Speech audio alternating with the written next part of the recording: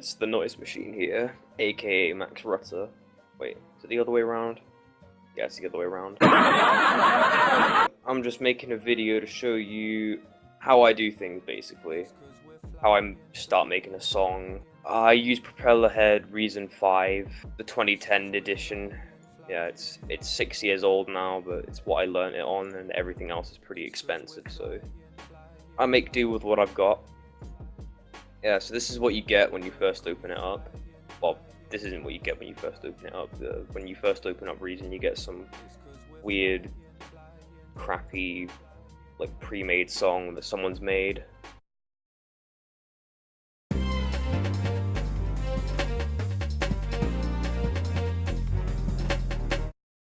Alright. This is basically where the notes go, and this is where the instruments go. I'm not going to go into too much depth because I don't know the technicals about most of this. This is a mastering suite, and inside it you've got an equalizer, a stereo imager, compressor, and a maximizer. I'm not going to pretend like I know what any of these do.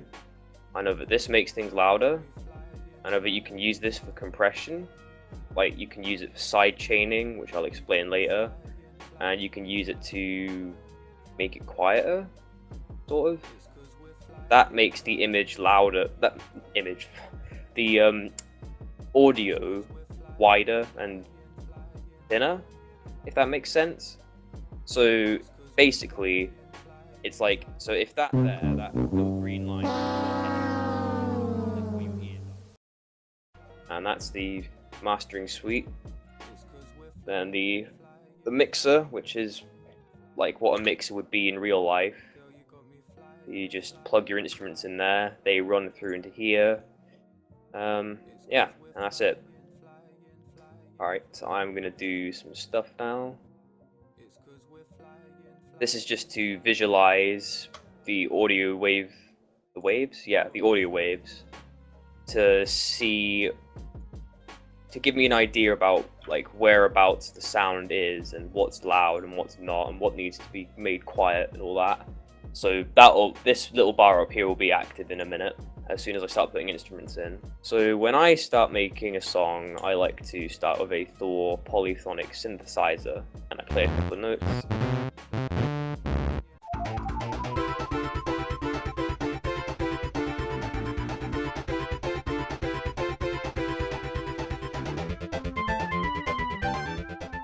Alright, so now that we've done that and set up the instrument, I head over here into the instrument rack, into the note lane, select the 1/4 time, BPM. At the moment I like to have it around 90 to 100. We'll put it at 90 at the moment, and I pick a note.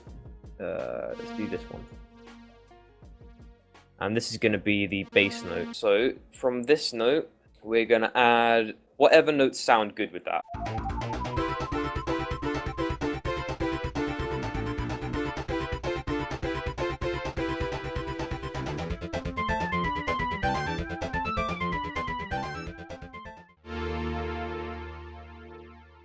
Alright, so now we've got that.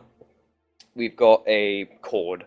I don't like the sound of the instrument that it's being played on at the moment, so we're going to transform this. What is it? It'll be a pad at the moment. So we're going to turn this pad into a, what do you call it? An ARP. There we go.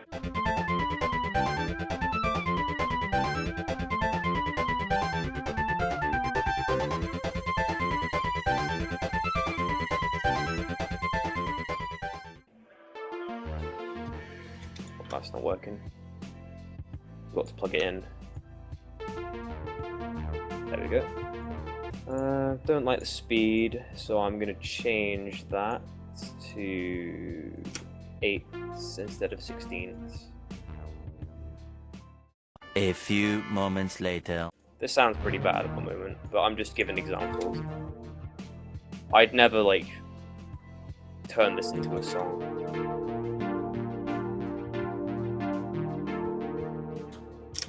That sounds bad. Let's keep it like that. Alright, so now I've got first instrument. At the moment, I like to add distortion to it. So basically what this is doing is it's making it sound old, like it's on a tape.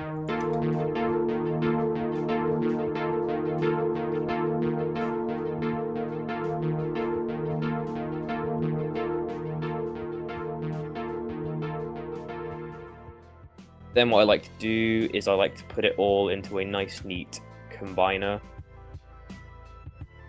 And that's the first part of the song.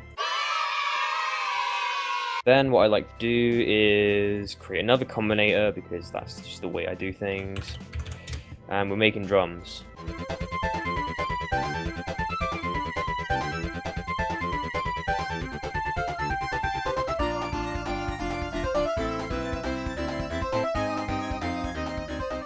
This is a nice little trick I like to do. I like to detune stuff a lot. So what you do with this is, at the very beginning of the note, for a crotchet, you would make it slide up like this.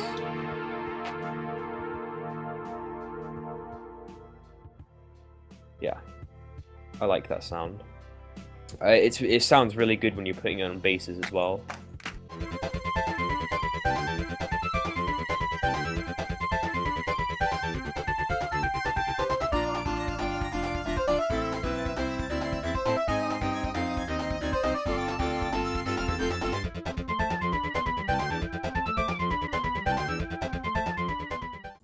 In the kind of music that I listen to at the moment, the bass drum kicks through everything. Boy, I haven't done this very well. I do things in a weird order now. I used to do the mixes first and all that, but I do it in a weird order.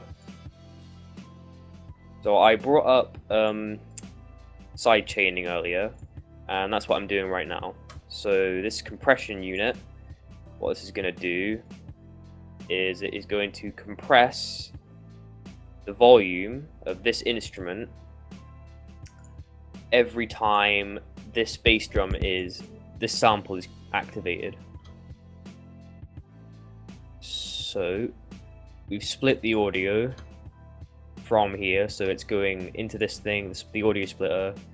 One channel is going back into this, so it's actually playing the bass drum, and one channel is going up here and is activating the compressor. So it will sound like this.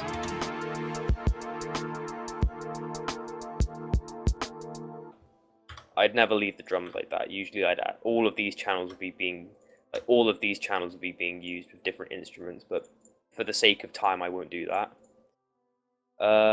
Then after the drums, what I like to create is the bass.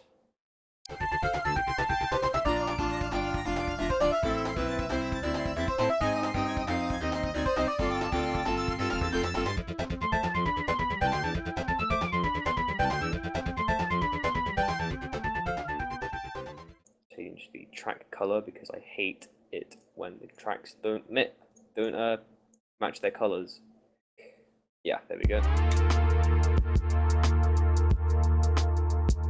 And I don't like the bass to be overpowering the track, so I turn it down a little.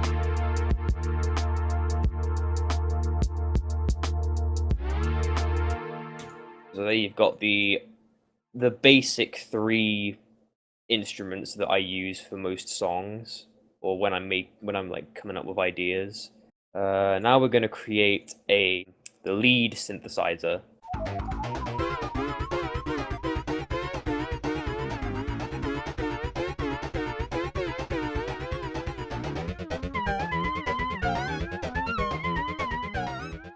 Lead synths tend to be much higher, a much higher pitch than the rest of the song. It's quite an essential part of the song to make sure that all the main instruments have their own area in the mix. The chords mainly cover the mid-range, mid to low range.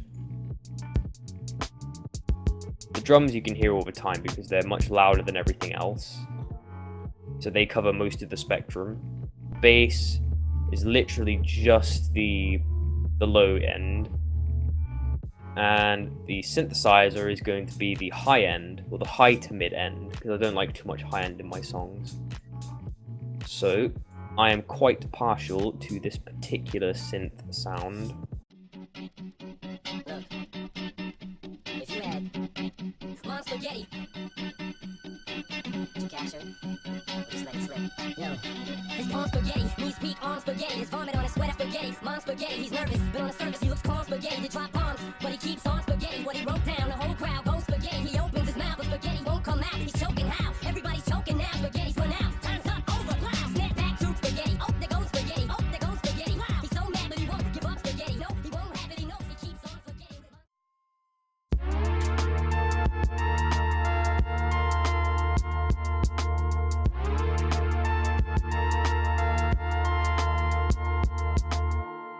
So there you go. That is usually what a song looks like for me when I first started out making it. Pretty much.